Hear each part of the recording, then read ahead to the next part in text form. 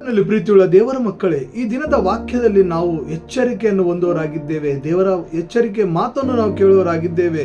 ಅದೇನೆಂದರೆ ಲೂಕನು ಬರೆದ ಸುವಾರ್ತೆ 13ನೇ ಅಧ್ಯಾಯ 7, 8, 9 ವಚನ. Luke chapter 13 verse 7, 8, 9.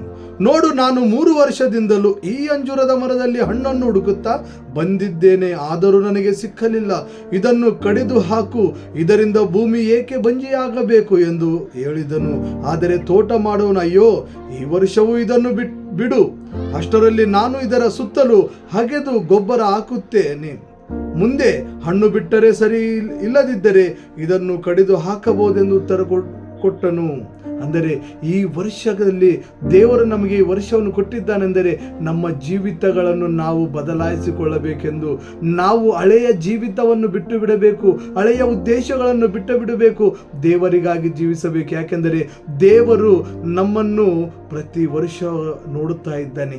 ಈ ವರ್ಷವಾದರೂ ನನಗಾಗಿ ಜೀವಿಸುತ್ತಾರೇನು, ಈ ವರ್ಷವಾದರೂ ನನ್ನ ಬಗ್ಗೆ ಆಲೋಚನೆ ಮಾಡುತ್ತಾರೇನೆಂದು ದೇವರು ನೋಡುತ್ತಾ ಬರುತ್ತಿದ್ದಾನೆ. ಅದಕ್ಕಾಗಿ ದೇವರಿಗೆ ಇಷ್ಟವಾದ ಜೀವಿತವನ್ನು ನಾವು ಜೀವಿಸೋರಾಗೋಣ. ಯಾಕೆಂದರೆ ಇಲ್ಲದಿದ್ದರೆ ಕಡಿಯುವುದಕ್ಕೆ ದೇವರು ಸಿದ್ಧನಾಗಿದ್ದಾನೆ. ಅದಕ್ಕಾಗಿ ವಾಕ್ಯವನ್ನು ಕೇಳುತ್ತಾ ಬೆಳೆಯೋಣ. ದೇವರು ಈ ವಾಕ್ಯವನ್ನು ಆಶೀರ್ವದಿಸಲಿ.